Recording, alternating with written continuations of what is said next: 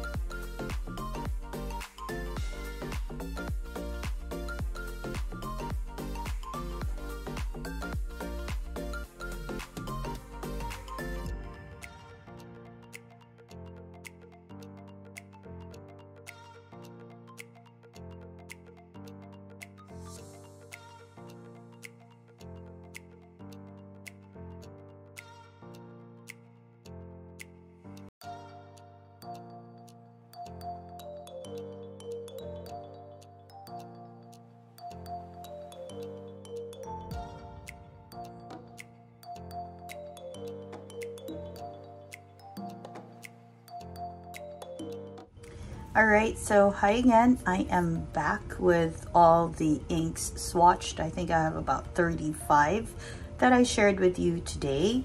And I do have a few comments on a few of them. First off, I noticed that some of the inks that kind of look more green on other papers, I've used them on. Like I'm looking at Hanan, I'm looking at Sirena and Kelp Tea. I'm also looking at I Am a Cat. And the Emerald, the Chavour. They look a bit off from green on this paper. Oh yeah, and Armada as well. They look a bit off from green on this particular paper. So I just want everyone to remember that when we look at inks, we have to look at paper, ink, and pen. Okay, so just keep that in mind. So I'm just ruling all of those off because we want to have a green that will behave generally the same way in across all media. So with those things in mind, it kind of narrows down my choices. First off, I have to say that I do have a few comments on some of them. For example, for Vinta, please note that they tend to be on the lighter side, although when they do dry up, they become a bit darker. Okay, however, they do also tend to be a little dry, so if you use them, find a pen with a wetter ink. Same goes for Troublemaker. Troublemaker, though, tends to feather a little bit, so just be mindful of that. On inks, inks though always behave superbly. Another thing I want you to note is that Tinta Nusantara inks tend to feather a lot. They are a little bit like Octopus Fines and where's my Noodlers? Yeah, the Noodlers. They tend to feather a lot. So be mindful of the paper that you're going to use and the nib that you're going to use when you do use them. I noticed that fine, drier nibs seem to work better for them, but since I don't really use those nibs, I tend to not use those inks. And of course there are a few that have shimmer in them, and when you do use your shimmers, please do be mindful of the pen and the nib that you use them on, because they tend to clog the system. Not all the time. Ferris wheel press ones, I don't have any ones with shimmers, but they do tend to fare better on pens. Okay, and nibs, of course. All right, so having said all that, I want to first let you know what my runner-ups are. So those that I really, really like but didn't quite make it to the top 5 would be the Schrödinger from Colorverse. Where is it? Okay, now I've lost it. I made sure to remember to find it. Okay, this one. I really like the color of it. It's this little bottle, right? But somehow it tends to be very dark when I use it with the nibs that I prefer. So I prefer medium and like soft fine nibs, and it tends to be much darker than this in some nibs, and on some paper it tends to almost look black. But here it's just beautiful, and if I use broader nibs, it's wonderful as well. Another good ink, especially for those who like lighter greens, would be Diamine's Appletini. Please note that Diamine or Diamond, whichever one you want to use for pronunciation, they tend to be very well behaved. I really like the way they put their inks together. It has a very consistent flow in most media, if not all. So if you're going for the brighter greens, the Appletini from Inkvent 2022 is a perfect choice. I really like it. Another good one, but these have shimmers, would be the Detrimentus Heliogen Green Copper. I think that's what that's the full name of that, and the Secret Garden. So these two, I really like them, but since they have shimmer, I tend not to use them so much. So if you're going for a more like a stronger shimmer, go for Detrimentus Heliogen Green with copper shimmer. I think that's what you call that. If you're going for a more subtle approach, a little lighter, go for Waringel's The Secret Garden. Really pretty. And then one ink that I use a lot but just didn't quite make it to my top for green inks would be On Inks Roasted Seaweed. I use this a lot. It's almost always on my Pelikan 140. This is how it looks, but it tends to be more brown than green, so it didn't quite make it to the top 5. Now the top 5, I have to say, is a little interesting because there was one, or rather 2 inks I couldn't really remove, so it's more of a top 6, but 2 of them look so alike. So these are my top 5s. Okay, so they're not really in any particular order, but the 2 that I mentioned would be the Monteverde Olivine and the Vinta Leite. So they do look a little similar to each other. So there's your Olivine and there's your Leite. And both of them are fantastic. If you're going for a little bit of a lighter, oops, that's not the one. If you're going for a bit of a lighter green, go for the Leite. If you're going for a little darker, go for the Olivine. Note that Olivine or Monteverde inks tend to feather sometimes, but not always. So be mindful of the nib that you're going to use when you use that. But look at that. Really, really pretty. The Leite is really good too, but since it can become a little dry too, I have to really choose wisely when I use this ink. Another favorite of mine is the Alt Goldgren. In fact, I got this in samples. I had one that I got for me, and then I had another sample gifted to me by Corey, who loves green ink, and I liked it so much I went ahead and I got myself a big bottle of it. So this is how it looks.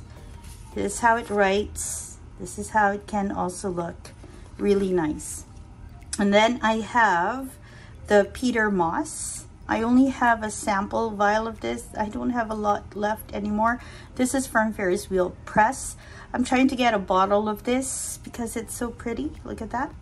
And I can't seem to source this where I am, so I'm thinking about how I'm gonna get one of those.